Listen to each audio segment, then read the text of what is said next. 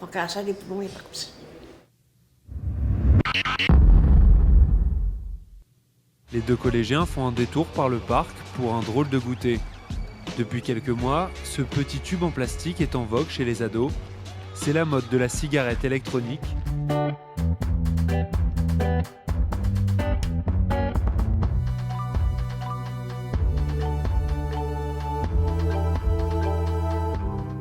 Il n'y a pas toutes les substances irritantes qui sont contenues dans la cigarette commerciale et ça n'est pas susceptible de causer de bronchite parce qu'il n'y a pas ces produits qui sont très irritants pour les voies respiratoires. Il faudrait qu'il y ait une réglementation et là encore, la directive européenne prévoit d'encadrer les lieux de la vente et qu'il y ait une déclaration. Pour l'instant, tous les produits sur le marché, personne ne sait en France qu'est sur le marché, l'État ne le sait pas, il faudrait au moins qu'il y ait une déclaration.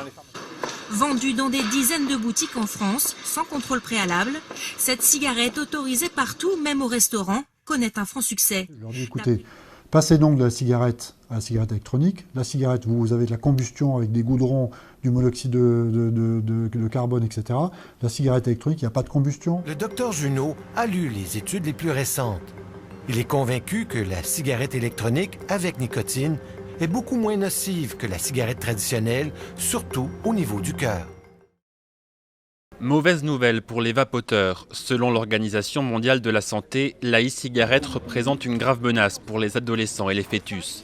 Par mesure de précaution, l'OMS recommande donc d'interdire la vente de cigarettes électroniques aux mineurs, le vapotage dans les lieux publics, ainsi que les différents arômes aux fruits et aux bonbons très prisés par les jeunes. Une cartouche de liquide coûte 6 à 10 euros, mais équivaut à 8 paquets de cigarettes. Au final, la cigarette électronique revient environ 4 fois moins cher. On normalise finalement le fait de vapoter. Et finalement... À l'étage du dessus, 10 chaînes de fabrication produisent 70 000 cigarettes électroniques par jour. Pour le moment, ce produit est inclassable. Les buralistes revendiquent l'exclusivité de sa vente, car selon eux, c'est un produit du tabac.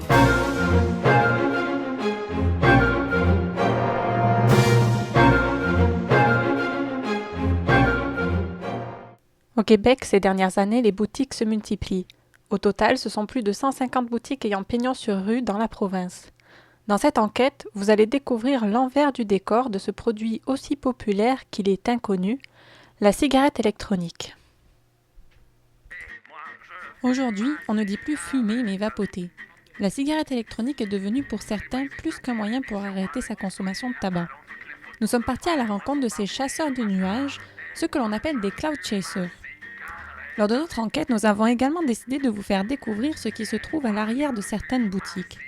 Des laboratoires où se produit de l'or en bouteille, les fameux liquides à vaporiser. Nous avons enquêté sur les procédés de fabrication de ces liquides tant controversés et qui sont l'objet de toutes les menaces. Alors, sont-ils toxiques ou dangereux pour les enfants? Faut-il se méfier?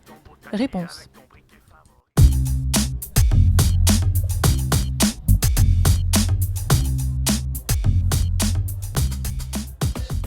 Il n'y a pas énormément d'études sur l'efficacité de la cigarette électronique. Je ne prends pas une grande position à ce niveau-là. Je pense qu'il y a des instances qui sont assez fiables, comme l'OMS justement, qui ont déjà pris position sur le sujet. Nous, c'est certain à la coalition qu'on pense que les fumeurs devraient toujours avoir à leur disposition toutes les méthodes pour arrêter de fumer, indépendamment du niveau de preuve qu'on a. Par contre, la cigarette électronique est particulière parce que c'est un produit qui est attrayant, qui est un gadget, qui vient dans des saveurs aguichantes, dans un packaging qui est intéressant aussi. Donc, c'est certain que par rapport à, quand on parle de la patch de nicotine, c'est un truc qui n'a pas du tout d'attrait. Donc, il n'y a pas besoin de mettre des mises en garde pour s'assurer que ça ne devienne pas attirant pour les non-fumeurs. C'est une préoccupation qu'on a eue, que beaucoup de gens ont eu partout dans le monde là, par rapport à la porte d'entrée pour les jeunes. Il y a des endroits où ça semble avoir eu lieu, des endroits où ça ne semble pas avoir eu lieu. Donc, on pense que tout est relatif un peu au cadre dans lequel on le fait. Si on a un bon cadre pour le tabac, si on a un bon cadre pour la cigarette électronique, alors probablement que ça ne sera pas une porte d'entrée pour les jeunes. Mais c'est certain qu'il faut rester vigilant. C'est certain que d'interdire la publicité de type style de vie qui est très aguichante et d'interdire la vente aux mineurs, c'est comme le minimum là, du gros bon sens. Mais que pensent réellement ces jeunes de la cigarette électronique? Nous sommes rendus au collège Montmorency à Laval pour recueillir leurs opinions. Ça reste une cigarette, même si c'est peut-être de la vapeur ou quoi que ce soit, il y a peut-être une présence de nicotine dedans, ce qui participe quand même à détruire la santé des jeunes. Ça produit aucune fumée néfaste, c'est pas aucune odeur désagréable non plus. De plus, Si ça permet aux jeunes de contrôler leurs habitudes de fumer la vraie cigarette, selon moi, ça devrait plutôt être conservé, mais ça peut être gardé comme les cellulaires hors cours et non pas durant les cours. À part de ça, je pense pas que j'ai grand problème avec les cigarettes électroniques.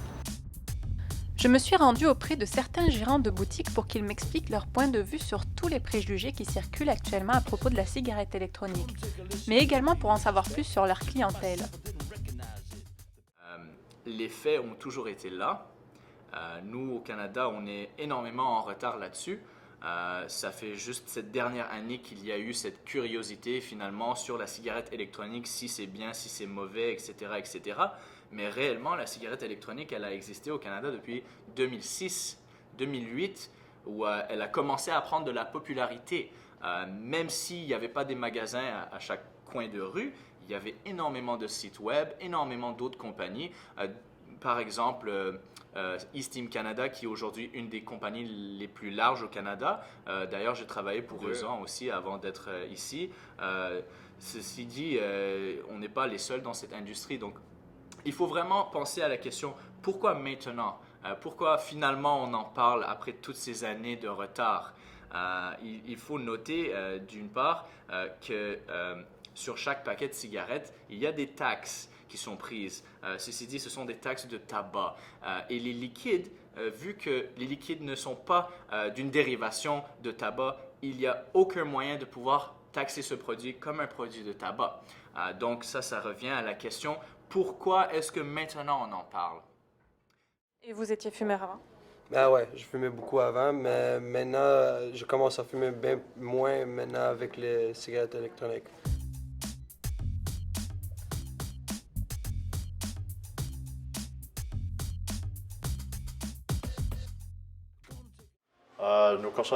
Nos clients réguliers sont normalement des gens qui avancent en âge, je dirais des personnes de 40, 45 ans et plus, qui se rendent compte que la cigarette a fait assez de dommages dans leur vie, donc éventuellement prendre conscience de leur santé. Ils voient que c'est le moment de passer à l'acte, de trouver une solution pour abandonner la cigarette. On a entendu dernièrement des cas d'explosion de cigarettes électroniques, notamment aux États-Unis. Alors ici, M. Lompré va nous expliquer comment on peut faire la différence entre une batterie originale ou une batterie venue de Chine qui a des risques d'exploser, parce qu'apparemment, donc, c'est des produits qui sont vraiment pas de bonne qualité. C'est ça. Dans le fond, les produits de mauvaise qualité n'auront pas les certifications. Ils n'auront pas le CE, qui est certification européenne, le ROHS, qui est une autre certification mondiale. La plupart des bonnes compagnies vont avoir ces certifications-là notées sur les batteries, notées sur leurs emballages. Souvent, on va voir des compagnies qui vont faire des contrefaits, dans le fond. Les logos ne seront pas les mêmes dimensions, vont être soit étirés, soit, dans le fond, un petit peu flous.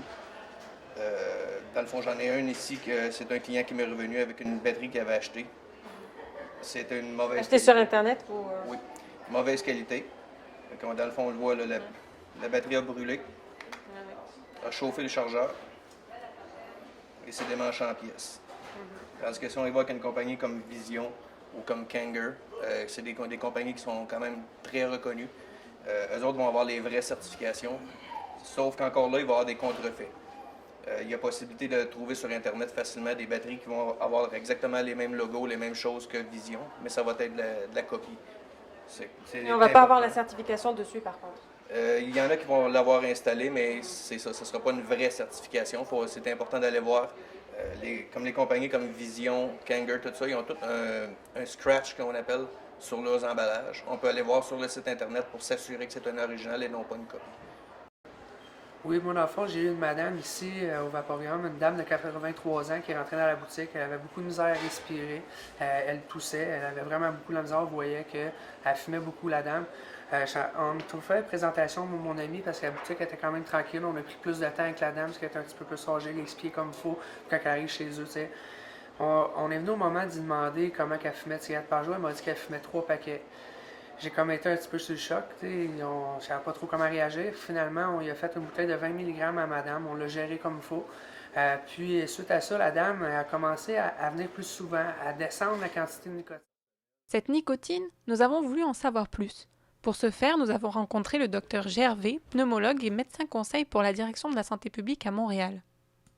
La cigarette électronique, c'est un inhalateur de nicotine, un inhalateur électronique de nicotine. Alors, c'est pour ça qu'on appelle la cigarette électronique est un de ces inhalateurs-là. Ce que ça fait, ça prend un liquide et ça chauffe le liquide et ça le vaporise. Alors, le dispositif a l'air d'une cigarette, mais à l'intérieur, il y a une batterie, un atomiseur, il y a une petite bouteille de liquide qu'on peut remplir. Dans le liquide, il y a du propylène glycol, de la glycérine et de la nicotine. Il peut y en avoir sans nicotine, mais la majorité des cigarettes électroniques sont avec nicotine.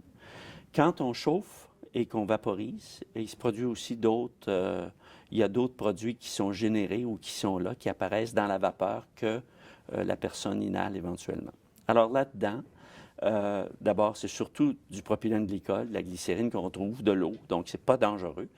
Ou peu, la propylène glycol peut être irritant. Mais il y a aussi des substances cancérigènes qu'on appelle des nitrosamines en traces. On en a aussi dans nos produits de remplacement de nicotine qu'on utilise de façon thérapeutique. Mais c'est des quantités très, très faibles. Alors, il y en a plus là-dedans qu'il y en a dans nos produits de remplacement. Par contre, il y en a beaucoup moins, évidemment, que dans la fumée de cigarette, parce que ce n'est pas de la fumée. Ces restrictions qui touchent directement les revendeurs, nous avons choisi de leur en parler et de recueillir leurs avis pour connaître leur position. Ici, chez Vapeur Express, les liquides sont fabriqués sur place dans un laboratoire situé à l'arrière de la boutique. On a ouvert notre boutique au mois d'avril dernier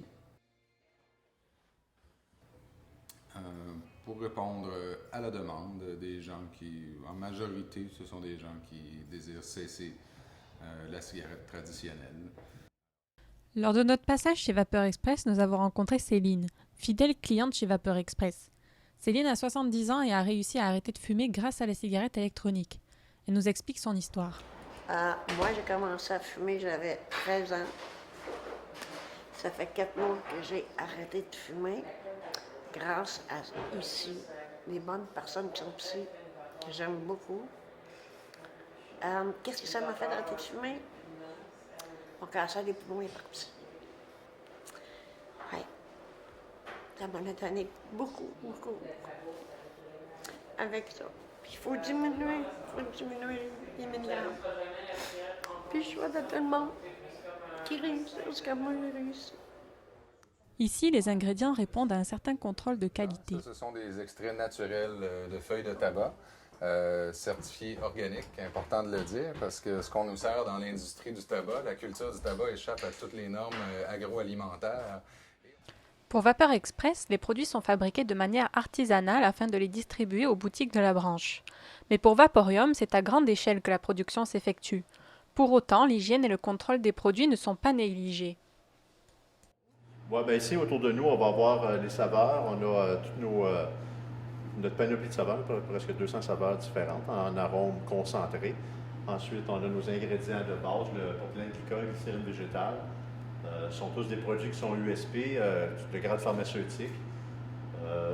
Tout ici est mélangé en grande quantité. Tout est fait par poids. On a un chimiste qui est attitré au laboratoire ici, qui s'occupe de la manutention et de faire nos recettes.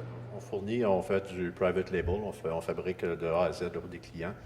Et puis pour notre propre marque à nous. Donc c'est tout ici que tout est embouteillé. On prend du laboratoire primaire, on apporte ici ça sera embouteillé ici. Oui, tout est fabriqué à la main, tout est à partir de la base, à partir de la nicotine, les PG, VG. Tout est pesé, ensuite on met en grande quantité ce qui est prêt à faire. On a des liquides qui sont pré-embouteillés là, avec VG, PG à l'intérieur, la saveur. Donc vraiment tout embouteillé à la main. On est sur vraiment là, à se mettre à l'embouteillage plus mécanisé éventuellement, si nos commandes sont vraiment énormes. Donc ici, habituellement, on a toujours une équipe de 10-12 personnes là, qui vont embouteiller. Là. Oui, en effet, là, 80% de nos saveurs proviennent du Canada. On a toujours une petite quantité là, qui provient de fournisseurs italiens. Pour le reste, je dirais que 95% des produits viennent de l'intérieur du Canada. Mais nous avons voulu en savoir plus, notamment sur le contrôle de l'étiquetage et les recommandations de conservation des produits. Nous, on sait par expérience puis par les recherches que le liquide est bon pour 2 ans, c'est gardé dans les conditions optimales, c'est-à-dire à l'abri de la lumière, au frais. Mais toutes les saveurs qu'on fabrique, on va indiquer une date de péremption de 1 an suivant la date de fabrication. Au Québec, l'industrie de la cigarette électronique est florissante. D'ailleurs, certains particuliers ont eux-mêmes commencé à fabriquer leurs produits. Nous nous sommes rendus dans une boutique qui souhaite étendre la visibilité de ses mixologues, QVAP. On a décidé tranquillement de contacter certains mixologues québécois.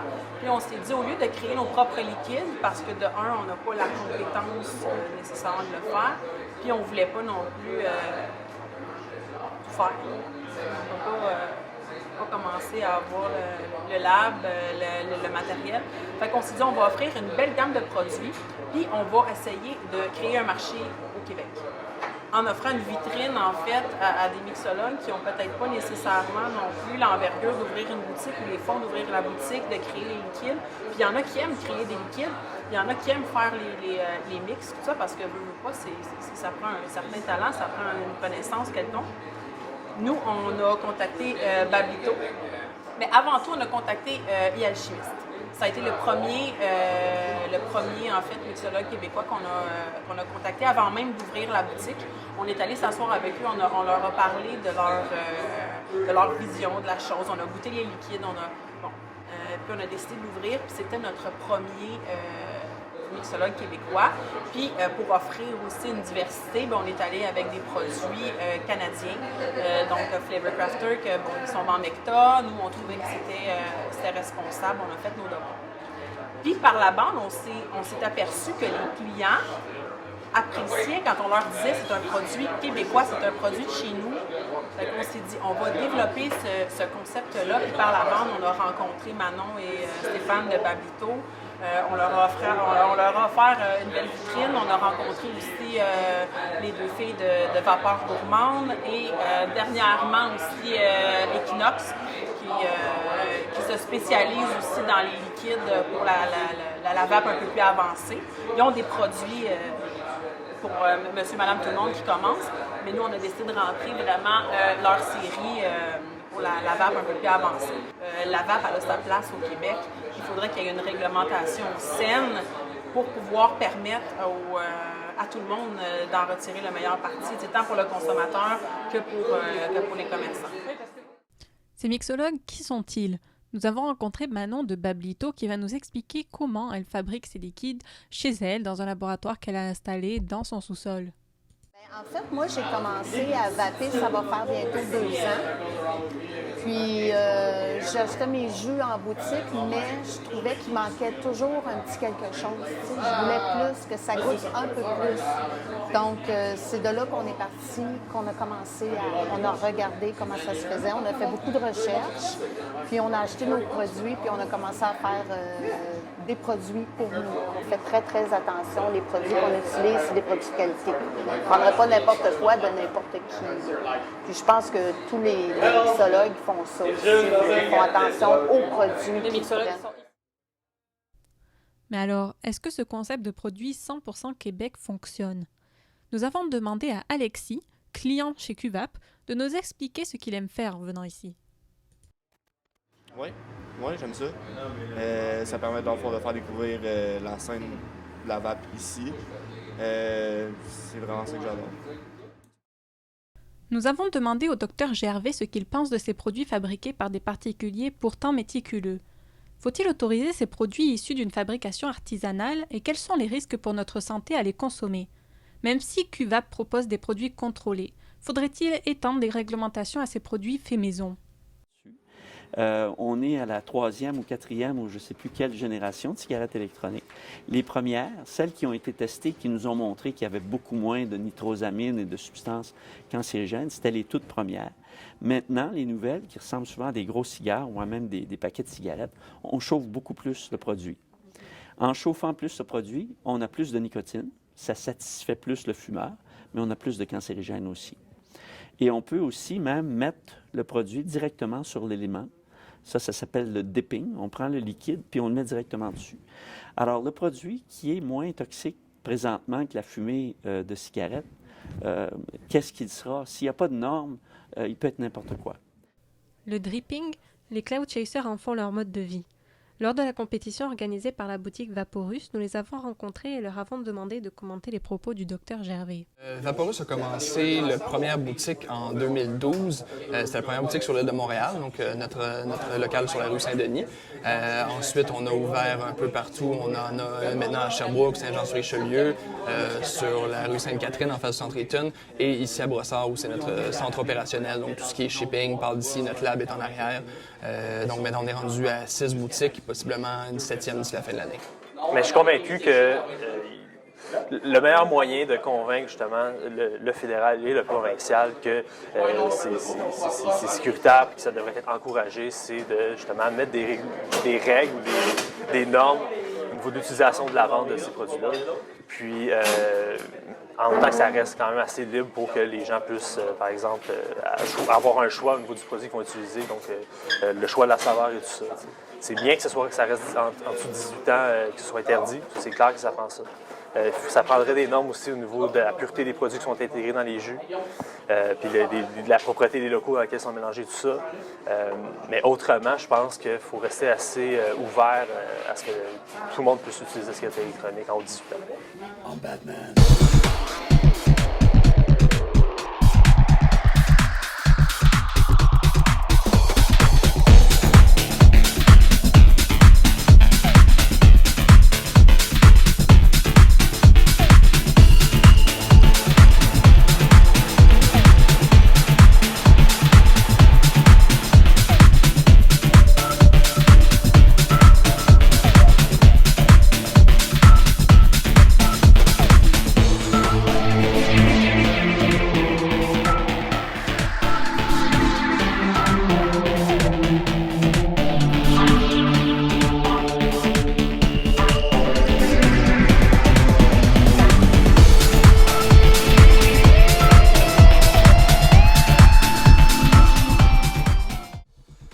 Mais alors, qui sont-ils? Qui sont ces accros de la vape?